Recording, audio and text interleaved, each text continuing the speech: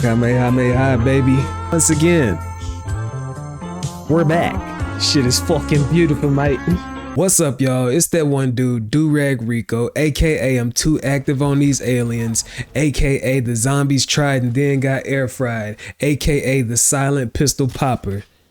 And I'm back with another episode of the Games for Life podcast. Shout out to everybody for tuning in. We're back. Let's see what we got going on. The first thing we're about to start off with is the icebreakers. Shout out to my homie Dober. He inspired this topic. We was talking about it one night while he was hopefully slaying the shit out of somebody on Street Fighter 6. Me, I was getting waxed trying to play through a game that involved permadeath, but we're going to get to that topic a little bit later. The icebreaker for this episode is characters with epic redemption arcs in video games. I posted this on Reddit. It got downvoted all the way into the negatives. It said 16% upvote. I don't know what the fuck is going on. I don't know if it's a conspiracy against me. I don't know if somebody is hacked into the system and they know me or something like that. I don't know. But it was a good topic because it got some people going. I'm talking about, we got people writing whole essays off up in here. But the inspiration for this topic came from Kratos in that 2018 reimagining or the sequel, because he still acknowledges the past trilogy that was on the PS2 and PS3. But then when we get to this one, we got Kratos being calm, graceful, trying to be vulnerable with his son, trying to teach and give wisdom to Trey. I call Atreus Trey. Shout out to him. And then that whole story of that game and what happens at the end of Ragnarok was so legendary to me. Like when they showed the monuments of him becoming pretty much the god of hope, it made me think about other characters like that. One of the first shout outs I'm gonna give is because it's like off up in the title of the topic, like redemption. Shout out to Level QX. He shouted out Arthur Morgan, of course, from Red Dead Redemption 2, but Red Dead Redemption got a shout out like last week. But Arthur Morgan did go through a hell of a redemption story, from becoming an outlaw to betraying one of the dudes that he looked up to for the greater good. He ended up betraying one of the dudes that he looked up to, and he actually ended up pursuing things that he wanted instead of letting other people steer his life. We got Dowd from Dishonored. I never played Dishonored, but like this dude, like shout out to I want to say your name is Perry Lasock 51. I don't know, the name gonna pop up in the corner somewhere. And then like all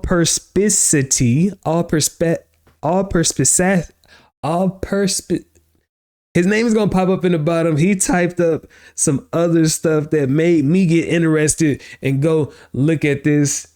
And like, I went to go do some research. It turns out that he's one of the catalysts for the main plot, because the main character, Corvo, is supposed to be a bodyguard, but the princess or the empress that he ends up guarding ends up getting murked.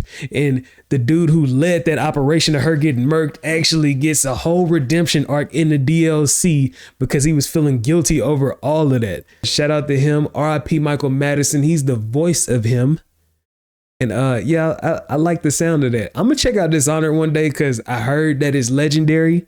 We definitely going to see about that. Shout out to We Can Have All Three. He chose Gabranth from Final Fantasy 12. He's a knight that's filled up with so much hatred for like his brother that his whole life was spent trying to get revenge because of that. But in the end, he ends up reconciling with his brother, even helping you out. His brother is Bosch in the game. He's like an older, like dusty looking dude who used to be a knight. I guess he's disgraced. I played Final Fantasy 12 for a second. My sister actually beat it. We both got that game for Christmas, and she ended up being the one that beat it back in the day. I just did some light research on it just to show some love to it.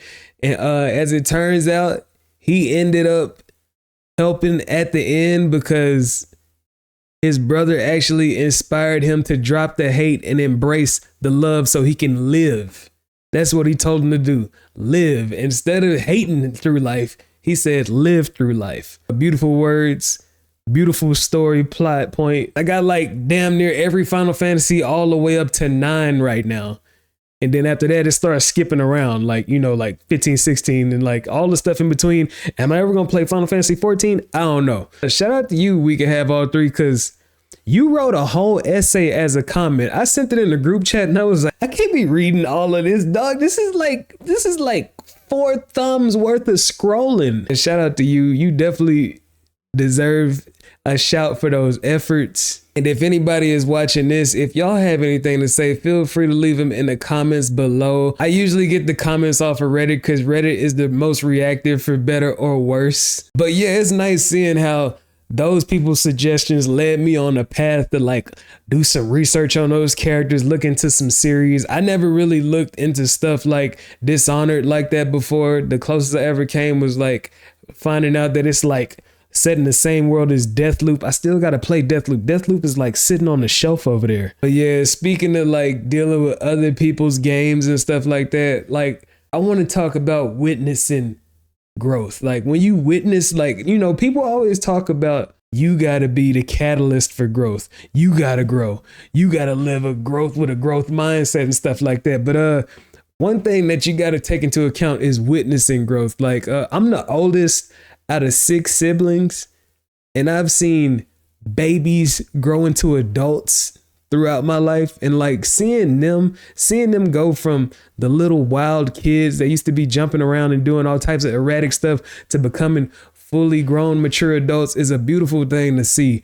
Like the Games for Life podcast, for instance, this is like showing how XP is gained throughout life so you can level up.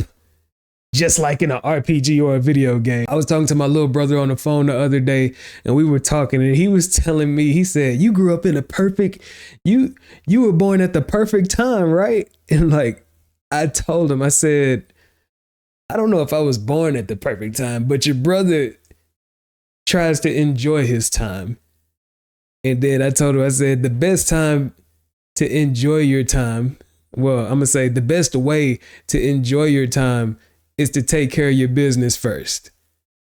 And then like when we chopped it up a little bit more, he told me, hey, I'm gonna have to get off the phone. I got a job interview. And like after he hung up, I just sat back and I was like, man, I remember when this boy was just like, I just want to go eat snacks and play. And then like we just hung up the phone off of him about to go have a job interview. And I was like, I'm sitting back like, this is epic. Witnessing growth is epic. I can only imagine. I mean, I would hope that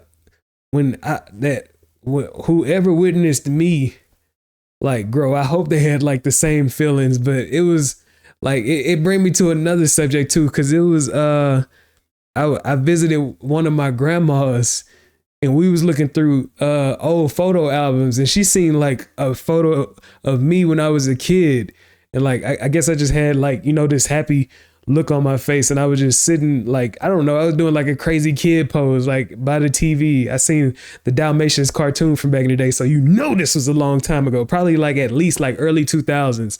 But she looked, and her reaction was like surprised, like she haven't like it. She was like, oh, look at him. And then when I'm sitting up here, I'm like, man, I'm so far from that little kid in that picture that she just ain't seen that little kid in a long time. It's like a bittersweet moment, because as you grow, as you go through different processes, and as you evolve in life, like versions of yourself are like gonna get like, you just not gonna see those versions of yourself again. Like I'm not finna go back to a 3'4" kid with a big t-shirt on, running around watching cartoons and making funny noises, like with that tone of voice that I had back in the day. I still might make some funny noises these days, but it's not going to be like it's just a lot more bass in my voice these days.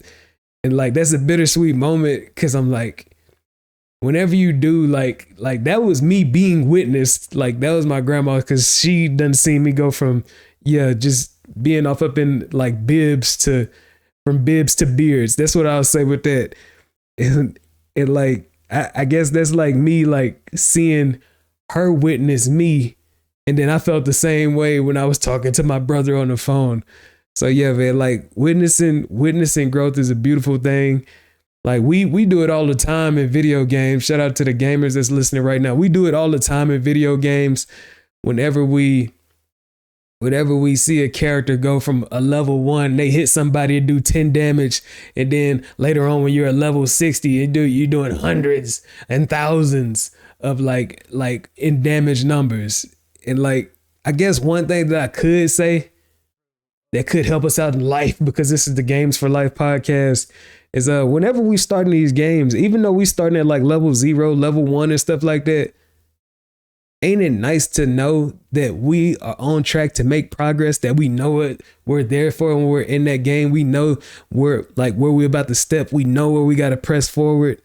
That's what makes it beautiful. That's why you can't judge yourself when you just starting something. Like whenever you starting anything, like anything that you can make progress in, starting it is the most important part. And starting it, you shouldn't be intimidated by the start. That's just like us buying a brand new video game and being scared to press new game, because like eventually we'll be strong and we'll be like slaying shit in one hit. But when we first start, you're gonna be stumbling. Yeah, you might even get murked in your first fight. But hey, like I say apply that same thing to life. Whenever you try something new, or whenever you thinking about hopping into something new, treat it like that game that you wanted for Christmas back when you were a kid. You rip that shit open and you jam that shit into the disk drive, ready to play it, ready to beat it, ready to conquer it, ready to learn it, and ready to apply all that shit that you learned across that game to make it a more enjoyable experience. Speaking of enjoyable experiences, it's so weird in this content creator space for me, because I could lean into the hype of situations and buy a new game and then try and go crazy to put out another video, but that shit is stress inducing. I'd rather just go at my own pace. Like I got Pragmata sitting right here on the shelf. Pragmata just dropped, but I'm not finna play it right now. I'm gonna play it later. I know this probably goes against all the content creator principles. You need to be in the moment. You need to have a first take on this. You need to have your video posted in the week. I don't be getting no review codes or nothing like that. And most of the time, if I post anything that's like new that just dropped, like I dropped 2 Resident Evil videos over the course when Requiem had dropped. I had dropped a Resident Evil Outbreak video, because that's the Resident Evil that I want to be remade the most. And I dropped the Resident Evil Requiem video. The Resident Evil Outbreak video outperformed the Requiem video. I don't know what that has to do with anything. I don't know if I typed in something wrong. I don't know if it like went to the wrong audience and they just like skipped the shit out of it. I tried to make the most fire thumbnail that I could. But hey, I'm like, maybe that's a sign that, because like if me being a smaller creator at the moment, whenever I put something, it's not gonna hop to the top. It's not gonna hop to the top. Everybody that got all of the like whatever that shit is called, where they get codes and they could play the game before everybody else, then they can release all their content whenever the embargoes and stuff lift up. They got all those types of advantages. That's why, like, I guess one thing that it is motivating me to do is to try and make the most fire videos possible. I'm talking about guerrilla warfare. I'm not worried about any type of restrictions. I'm not even doing it for money when it comes down to it. I really just be trying to make the most fire presentations when it comes to those videos. Like whether it's like damn near like a documentary, whether it's me talking with shit interchanged in between, or like good old Let's Play stuff where I get to blend in my signature personality into some gameplay. Like that right there is like motivation for me to try and make the most fire shit possible. So whenever somebody gives my video with less than 100 views a chance, that shit blows them away. And I guess it's pretty cool, because it'd be some people in the comments like, man, this is a cool channel. This is a cool place to be. Or I don't see why you ain't got more views. Unless those are bots. Shout out to the bots. In a way, I'm gonna use the hype, but in another way, I gotta still show some love to the stuff that's not a part of the hype. That's why I forget the hype series is so important when it comes to these retro games. Speaking of retro games, I copped me a Dreamcast. I found a Dreamcast on eBay, and I I want to say it came with like 6 games. It's been so long since I played it. The only thing is it came with a droopy analog controller. Like the controller that it came with had a droopy analog controller. So I immediately pulled out my phone and ordered me another controller. That should be coming in soon. That means by the end of this year, we're going to be having some Dreamcast content on this channel. Shout out to everybody who got to play those Sonic Adventures back in the day, Soul Calibur back in the day. Basically the big daddy of the Xbox, the Dreamcast, before Microsoft took it and then retooled and then reframed all the like mechanics and stuff and then turned it into their system. The Dreamcast is a funny system because it just came out right there in the middle of its generation. It was the strongest out of all the systems that came out. It was stronger than the N64. It was stronger than the PlayStation. But by the time it dropped, those companies were on the way to releasing the PS2 and the GameCube respectively. And when those were about to drop, the Dreamcast wasn't really gonna stand that much of a chance, but it was like so superior for a hot second, but it just couldn't get the momentum for the sales. I don't think they could get enough games that could have been like flagship titles. Like it had so many unique games on there still. It just couldn't get that push that it needed to get to that mainstream. And plus like those other systems, the N64 and the PS1, it was a slaughterhouse between all of them really, because the PlayStation was just going crazy with those, like with the CDs and like the games. It was just games and games and games on PlayStation. The N64 was just so legendary for getting all those legendary Nintendo like icons in 3D for the first time. That shit was crazy. Sega was doing the same thing. It had franchises like Sonic and Phantasy Star. I liked all the bold new games that Sega had on there, like Shenmue or Jet Grind Radio. But actually, all of those systems at the time were just trying so much new stuff. These are the systems that brought us Tekken. This is the system that brought us the 2K series. Everybody that's 2K fiends right now, that Dreamcast started the 2K games, and they were better than live off the rip. The first 2 games in the 2K series had Allen Iverson on the front cover, legendary music on the title screen.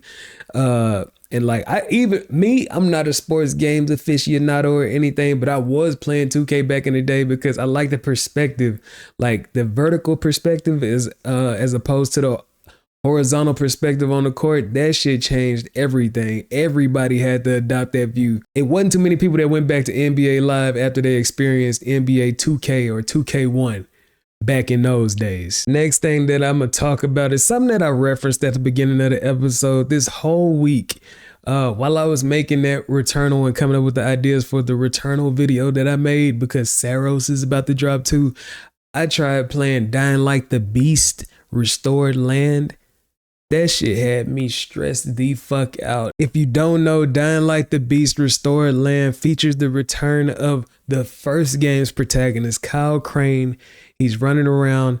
He, like on the front cover of the game, he got a zombie in the headlock, a super zombie in the headlock, pressing the UV light all into his forehead. Well, the Restored Land update is an update where they turn the game damn near into like some type of like, I don't know, like the closest thing I could think of to it, ironically, is Returnal. And like, I was preparing for Saros to drop, but I didn't think they would have something like this up in Dying Light. Dying Light is usually like, it's like a first person action RPG when it comes to the zombie shit, open world, missions, side quests, all types of shit to do, side activities and all that shit. So we talking probably like about a 20-hour game, and they decide to give it a permadeath mechanic where if you die, you start all the way over. That's what, like, that the mode that I was trying to play, that's what it was. And the reason why I was trying to play it was because it had this fire ass outfit. It reminded me of Rambo. He got the bandana on, he got the fatigues on, and then he like shirtless with the holsters and straps all over the top. You get another outfit just for beating the mode too, but oh man, my ego was fucking with me, man. I'm just sitting up here like, bruh, I need that outfit.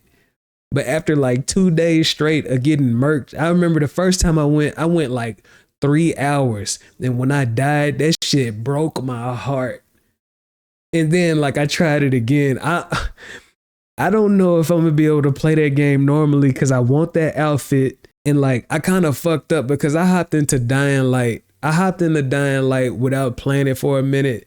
And like, they really expect you to be like they really expect you to know everything from Dying Light 2 still, because it's still like pretty much off of that Dying Light 2 engine, but it's like the training was like bare bones. It just teach you like the little stuff: jump, crouch, run. That's it. It's so much other stuff, so many other mechanics that you got to be in account of if you don't want to die. But yeah, that shit had me fucked up. I'm not gonna say I don't know about these permadeath games. I'm just saying my ego won't let me stop and give up.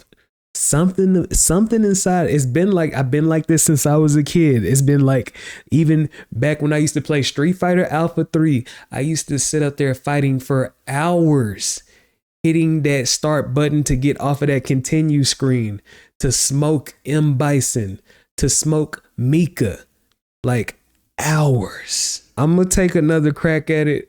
I keep on getting a little further every time. It is a test for my sanity. But yeah, like, see, I was like I said, I beat Returnal before, but Returnal, the pacing in Returnal is, if you know the game well enough, you could really smoke that game easily. When I say smoke, you can speed run that game pretty easily when you know the way. And it's not like an open world or nothing. It's a linear game. You run down corridors, hallways. It's randomly generated, but eventually you get to the bosses. You know your strategy for the bosses. You know how to deal with all the items that you get. You can smoke through that game pretty easy. But this is the challenge that I've never seen before. They decided to make an open action RPG into a permadeath game. You got like a hunger, but you could starve to death. I starved to death on my first death on there. That shit was fucking crazy. It never happened to me before. That shit was wild. And then your flashlight got batteries and stuff now. In a normal game, you can run around, you can flash the light as much as you want. You don't have to worry about eating snacks and shit like that. In this shit, you gotta have some fruit snacks or some chips off up in your bag. This shit is fucking wild. But it makes it even more epic. Ooh, if I beat that mode in that game, that shit is gonna be so fire. Speaking of modes, I noticed that my like female demographic is like 0.2. I'm finna show some love. The relationships that I've been in life, I've actually done pretty well. I've learned something. I'm not bitter about them. I hope the best for the people that I've been with. I've stepped out of the relationships that I've been in as a better person overall. And like, it's like preparing me for whatever's next. Like, I'm leveling up when I'm going through these relationships. My goal was not for them to end, but hey, some problems had to be solved for the greater good, and the greater good is bigger than me and my feelings. I think about the stuff that we do in video games, and I think about how that could be applied to a relationship. For example, if you love fighting games, whenever you're putting in those combinations on the controller, you gotta be graceful. You gotta have your pacing just right. If you go too fast, nothing's gonna happen. If you go too slow, nothing's gonna happen. If you got good fighting game mechanics in your game and you get those buttons to flow over just right, you're gonna do a majestic combo. You're gonna execute that plan. Another thing, many games out there are gonna challenge you. When you get comfortable with accepting challenges and accepting the discomfort that these challenges bring, and then you start overcoming and accomplishing these objectives, this translates greatly to real life situations. When you're faced with something new, you're dealing with a situation that you don't have that much knowledge in, but you gotta pay attention because you gotta be on the fly. Y'all got things that y'all could take from video games and apply them to relationships. Feel free to throw them in the comments below. I'm pretty sure I just covered like a little taste of it. That's going to be it for this episode of the Games for Life podcast. I'm going to catch y'all later. Y'all be safe and stay geeked.